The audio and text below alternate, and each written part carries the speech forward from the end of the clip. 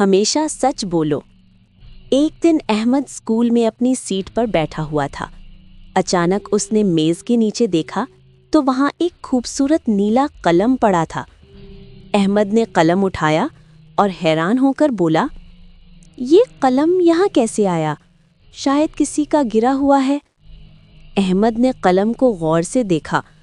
وہ جانتا تھا کہ یہ مہنگا قلم ہے۔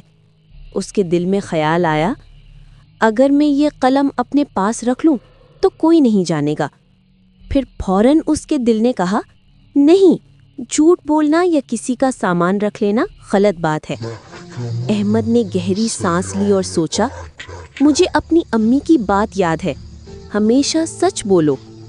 اس نے فیصلہ کر لیا کہ وہ قلم واپس کرے گا، چاہے کچھ بھی ہو جائے۔ جب ٹیچر کلاس میں آئیں تو بولی، بچوں، کسی کو ایک نیلا قلم ملا ہے؟ ساری کلاس خاموش ہو گئی۔ احمد نے ہمت کر کے ہاتھ اٹھایا اور کہا، میڈم، مجھے ملا ہے، میں واپس کرنا چاہتا ہوں۔ ٹیچر مسکرا کر بولی، شاباش احمد، تم نے سچ بول کر سب کے لیے مثال قائم کی ہے۔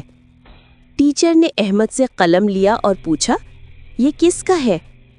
ایک لڑکا کھڑا ہوا، میڈم، یہ میرا قلم ہے۔ احمد نے مسکرا کر کہا، یہ لو تمہارا قلم۔ دوست خوش ہو گیا اور بولا، شکریہ احمد، تم سچے اور ایماندار دوست ہو۔ ٹیچر نے احمد کی تعریف کی اور پوری کلاس تالیاں بجانے لگی۔ احمد کے چہرے پر خوشی اور فخر تھا۔